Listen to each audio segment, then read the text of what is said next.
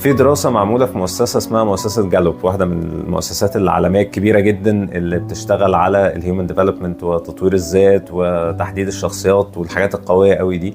بتقول ان الموظف اللي عنده صديق مقرب في الشغل انتاجيته بتزيد مش بمرة ولا 2 ولا 3، وانما ب7 مرات في الشغل من غيره، عشان عنده واحد صاحبه بس مقرب في الشغل. وان الناس اللي بيحسوا انهم مقبولين اجتماعيا بيقدموا أداء مستقر ومستمر أكتر.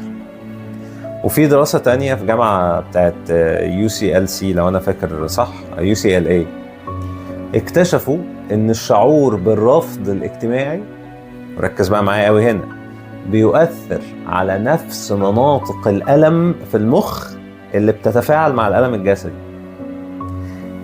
يعني الإحساس إنك مش محبوب بيوجع زي الألم الجسدي الحقيقي.